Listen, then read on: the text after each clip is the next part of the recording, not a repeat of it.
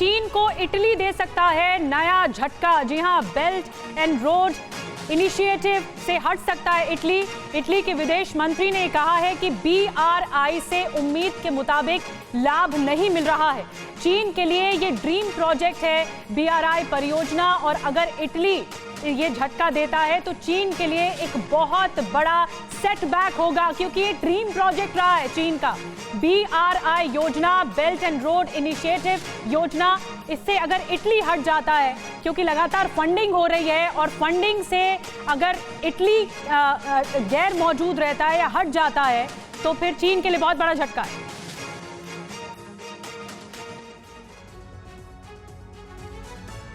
तो देखिए, ये अपने आप में एक बड़ी खबर है। अब आपको बताते हैं कि BRI के अलावा कैसे कई और मोर्चों पर चीन आज की तारीख में घिरा हुआ नजर आ रहा है। ये जरा समझिए, क्योंकि झटके एक के बाद एक कई लगे चीन को, लेकिन फिर भी चीन है कि मानता नहीं। विदेश मंत्री 2 जनरल हटाने से राजनीतिक अस्थिरता का इस वक्त चीन के अंदर माहौल है, ये हमें भूलना नहीं चाहिए। वहीं अर्थव्यवस्था सबसे खराब दौर में पहुंच गई है चीन की शी जिनपिंग के रहते, और निर्यात में 14.5% की भारी भरकम गिरावट आई है। विदेशी निवेश में 9वें स्थान पर आज की तारीख में पहुंच चुका है चाइना। बेरोजगारी दर 21.3% के पार पहुंच गई है।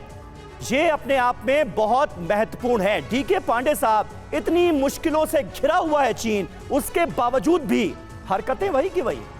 देखिए, बहुत ही मजबूरियां हैं उनकी कि क्या करें क्या ना करें।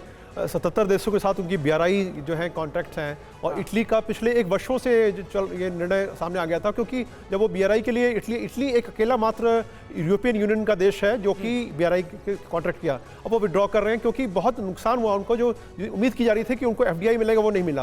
साथ में चीन के साथ प्रॉब्लम क्या हो रही कि उनके जो विस्तारवादी नीति है उसकी वजह से आस पड़ोस के जो देश है, बॉर्डर कंट्रीज हैं, उनके साथ तनाव लगातार बढ़ता जा रहा है। इंडो पैसिफिक में ताइवान की जो समस्या सोच रहे थे कि सुलझा लेंगे, वो विकटतम से और कठिनतम होती जा रही है। तो ऐसे हालात में उनके लिए जो नीड है उनकी दूभर होती जा रही है। पांडे सर, आपको नहीं लगता ऐसे हालात में उनको आगे आकर अपना स्टेक, इतना ईगो वाला स्टेक कम करके बातचीत के जरिए आगे बढ़ाना चाहिए? अगर इटली ऐसे पैतले दिखा सकता है चीन के सामने, तो फिर तो कोई भी देश कर सकता है। अभी जो दक्षिण चीन सागर में उन्होंने नक्शे में फेरबदल किया, कई देश उनके खिलाफ हो गए हैं। निश्चित रूप से ये अभी और समस्याएं बढ़ेंगी, और जो एपेक के नाम लिया जा रहा है कि Asia Pacific economic corporation, Biden आशान्वित है कि शायद वहां जिपिंग आए। अगर वहां नहीं आते जिपिंग, इसकी उम्मीद भी की जा रही है, तो सोचिए उस समय जो इंडो पैसिफिक का जो इक्वेशन है, समीकरण, उस पर क्या प्रभाव पड़ेगा। संजय सोय साहब, ठीक बात है, शी जिनपिंग नहीं आ रहे, लेकिन चीन के प्रधानमंत्री आ रहे हैं, यानी अपने देश को रिप्रेजेंट करने के लिए वो मौजूद रहेंगे। ऐसे में क्या कुछ बदलाव हो सकता है? यानी डिसीजन मेकिंग पावर हम सब जानते हैं कि शी जिनपिंग के पास है, प्रधानमंत्री के आने से कुछ फर्क पड़ेगा, आपको लगता है? नहीं, ऐसे जो प्रधानमंत्री आ रहे हैं, जैसे कि हमारे विदेश मंत्री ने भी कहा है कि कौन आ रहा है उससे क्या फर्क पड़ता है।